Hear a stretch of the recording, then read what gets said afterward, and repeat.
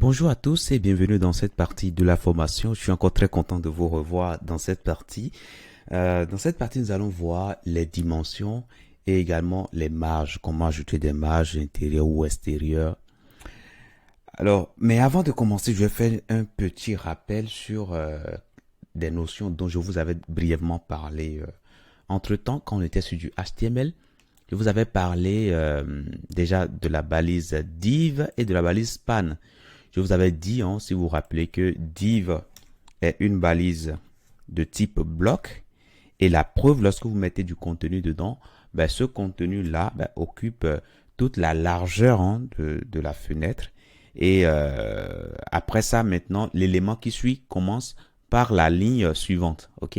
L'élément qui suit, en gros, vous ne pouvez pas avoir deux divs qui vont rester quand même sur la même ligne, hein. Donc, le div, lui, il prend toute la ligne. Et si possible, il peut prendre encore des lignes supplémentaires, hein, voilà, en fonction du contenu. Et l'élément qui suit commence par une nouvelle ligne, c'est-à-dire la ligne qui suit immédiatement. Donc, on peut rapidement, on peut mettre déjà un div ici, hein, tout simplement pour voir ce que je viens de vous dire là. On va déjà revenir rapidement, hein, pour rappeler avant de continuer. Donc, je mets deux ou plusieurs divs là. Et là, on peut aller sur l'affichage ici. Vous voyez, on voit bien les divs, hein, on voit les divs. Et voilà, on voit que le premier div finit là, vous voyez. Mais malheureusement, le deuxième, alors qu'il y a encore de l'espace là, ben, le deuxième vient commencer par une nouvelle ligne, ok? Et notre deuxième div également finit là. Et au lieu que le troisième div commence à partir de là, il commence par une nouvelle ligne. Donc voilà la spécificité des divs et on les appelle des éléments de type bloc, ok? De type bloc. À l'opposé, nous avons les éléments de type inline. Si vous vous rappelez bien, je vous avais parlé de ça. Alors, ce que je vais faire ici, bon, écoutez, je vais enlever tout ça. Je mets un div. Je mets élément, alors, élément 1. Voilà, tout simplement, élément et élément 1. Voilà, et si vous voulez, je vais dupliquer plusieurs fois. Alors, pourquoi ne pas le mettre directement dans le container? Ce serait mieux, ok? Comme ça, l'affichage serait pro, ok? On aura la couleur d'arrière-plan, ce serait, voilà, ce serait cool. Ok, voilà, on le met là, élément 1, élément 2, élément 3.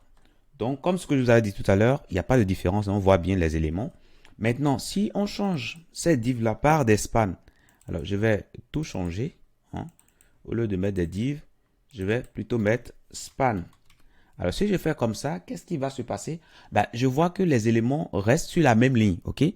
Quand j'ai fini, quand on a fini le premier élément, on a fini d'écrire le premier élément, ben, il y a de l'espace, donc le deuxième élément commence tout juste à la suite. Donc, voilà ce détail-là que je tiens à repréciser. Les éléments de type bloc et les éléments de type inline, voilà leur comportement. Et le span ici, c'est un élément de type inline. Maintenant, pour donner des dimensions à des éléments au sein de notre document web, on utilise deux propriétés dont je vais vous parler tout de suite. Il y a la propriété weight et la propriété width. Alors, je vais prendre, si vous voulez, je vais prendre mes... alors, si vous voulez, je vais faire CTRL Z ici, hein, CTRL Z pour venir en arrière. Comme ça, j'ai mes éléments div. Donc là, c'est bon. Maintenant, ici, au niveau de mon code ici, ben, je mettrai div. Et qu'est-ce que je vais faire? Alors, je ne veux pas cibler tous les divs, hein, donc du coup, l'idéal, ce serait bien de mettre une classe, ok? Comme ça, je vais cibler plus finement. Bon, je vais mettre ici, déjà, je vais me mettre dans les balises ouvrantes. Je mets ma classe et je lui donne la valeur bloc. Voilà, bloc. Alors, bloc. Voilà. Et donc, ici, je peux cibler, hein, voilà, plus finement. Point bloc. Voilà. Maintenant, qu'est-ce que je veux faire ici pour lui donner une dimension en largeur? Ben, je peux tout simplement utiliser tout simplement width. On sait que par défaut, ça va prendre toute la largeur. Alors, pour savoir, pour voir bien la largeur, je peux mettre ici un border, hein. Donc, border, je peux mettre un pixel. Allez, mettons 3 pixels par exemple. 3 pixels, solide, et puis black. Alors, si je viens ici, je vois bien que la largeur de l'élément 1, c'est la largeur de la page, de son parent. OK? La largeur de son parent.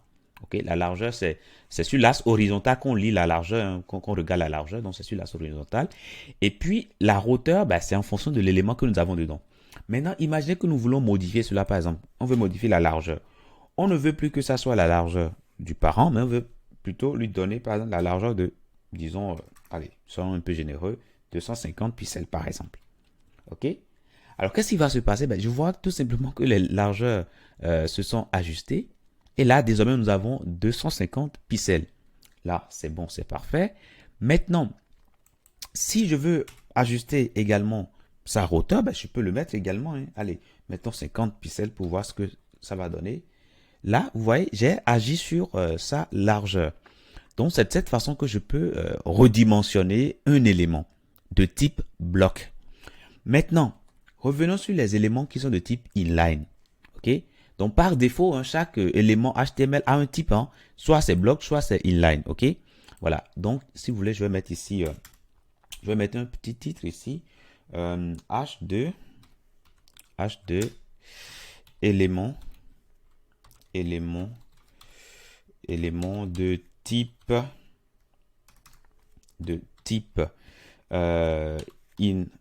bloc. Voilà. Les éléments de type bloc. Maintenant, les éléments de type inline. Alors, je vais tout simplement dupliquer ça. Et là, on aura inline. Donc, je vais changer tout ça. Voilà, je mettrai inline. Alors là, j'ai mis inline pour la classe, mais vous êtes totalement libre de mettre ce que vous voulez. Maintenant, ici, on va changer tout simplement les divs. Donc, je vais prendre tout simplement les balises et je vais tout remplacer par des spans. Voilà, lorsqu'on revient ici, qu'est-ce qu'on voit? On voit les éléments qui se mettent les uns à la suite des autres, ce qui est tout à fait normal. Maintenant, revenons au niveau de notre code ici et ciblons cette partie-là. Donc, span.inline. Et tentons de définir, par exemple, bon, on va voir si on peut définir une bordure. Donc, je prends la bordure et je mets la bordure là. Je reviens ici, voilà, tout se passe correctement. Vous voyez, j'ai les bordures, voilà, pour chaque élément. Maintenant, allons plus loin. Essayons de voir si on peut définir la largeur et la hauteur. Bon, je mets ça là. Et quand je viens ici, qu'est-ce que je vois? Il n'y a pas de changement. Il n'y a pas de changement, ok? Comme tout à l'heure, c'est ce qu'on a eu tout à l'heure qu'on voit encore, ok? On voit qu'il n'y a pas de redimensionnement en quelque sorte. Cela m'amène à vous dire que pour utiliser ces propriétés weight et width, ça marche uniquement sur les éléments de type bloc. Ok, ça marche sur les propriétés des éléments de type bloc.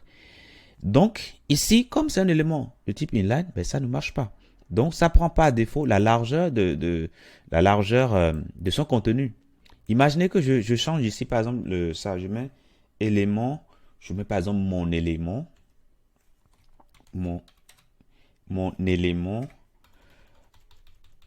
HTML, mon élément 1. Bon, là, je trouve que c'est bon comme ça. Allez. Bon, là, c'est bon comme ça. On peut continuer. Alors, si on revient ici, qu'est-ce qui va se passer? Vous voyez que la largeur s'ajuste au contenu que nous mettons. OK? Donc, plus j'ai du contenu, imaginez que je mets encore, disons, lorem. Alors, attention, c'est plutôt lorem. J'enlève tout ça. Lorem. Je mets tout ça. Qu'est-ce qui va se passer? Donc, en gros, ici, qu'est-ce qu'on voit? On voit quand même que le premier élément prend quand même tout l'espace disponible. Enfin, en fonction, sa largeur est définie, en fonction de son contenu. OK? En fonction de son contenu. Et après ça, maintenant, nous avons l'élément 2. Nous avons l'élément 3. Et qu'est-ce qu'on constate? On constate que la bordure s'applique pour chaque ligne. OK? C'est pas la même chose ici où on a l'élément qui est contenu à l'intérieur. Donc, voilà pour ça. Maintenant, nous allons voir plus tard, lorsqu'on sera sur la partie positionnement, on va voir comment transformer un élément qui est de type inline en un élément qui est de type bloc. OK? Voilà.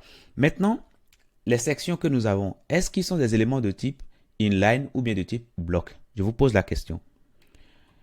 Alors, certains d'entre vous vont peut-être dire oui, d'autres vont peut-être dire non.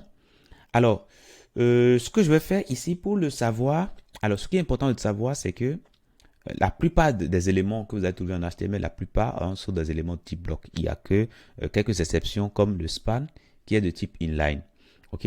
Maintenant, si on veut, peut-être on a des doutes, par exemple, c'est simple, on peut ouvrir notre inspecteur avec CTRL SHIFT I. OK? Et nous allons venir sur élément ici. Nous irons simplement cibler l'élément que nous voulons inspecter. Ici, il s'agit de la section, donc on vient sur la section ici. Lorsqu'on est sur la section, sur la droite ici, nous voyons ici les propriétés qui sont définies par défaut, par HTML. Donc, devant ici, nous avons User Agent Style Sheet. Je vais agrandir ça un peu. Voilà. Donc, du coup, nous avons User Agent Style Sheet. Ça dit que ce n'est pas vous qui l'aviez défini, mais c'est déjà défini dans HTML. Et là, on voit qu'on a display ici bloc. OK? Donc, c'est grâce à cette propriété-là, display, qu'on définit déjà le type de l'élément. Voilà. Maintenant, par contre, si je viens sur mon élément span, alors je vais vers le haut, je viens sur l'élément span, je viens sur la flèche ici et je viens sur l'élément span.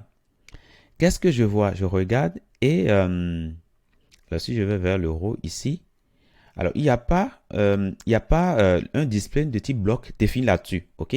Donc là, d'office, c'est un élément de type inline. Maintenant, venons sur Header par exemple. Là, on voit qu'il y a un display de type bloc. OK? Donc voilà comment vous pouvez d'une part voir directement. Maintenant, la question que je vous avais posée, pour répondre à ça, vous devriez pouvoir répondre parce que nous avons déjà utilisé un width, non? Un width, on avait déjà utilisé ça, non? Bon, sur le conteneur, bon, après sur la section, non, on n'a pas utilisé. Mais vous auriez pu simplement mettre un width sur la section et regarder si ça marche. Si ça marche, là, vous allez simplement dire que c'est un élément de type bloc. Donc, voilà comment on peut redimensionner les éléments. Une fois encore, c'est très important de faire la nuance entre les éléments qui sont de type bloc et les éléments qui sont de type inline. Parce que ça vous permet de savoir si vous pourrez modifier ou pas leur propriété de largeur ou de hauteur. Donc voilà pour cette partie. Je vous dis merci et à tout de suite sur les marges.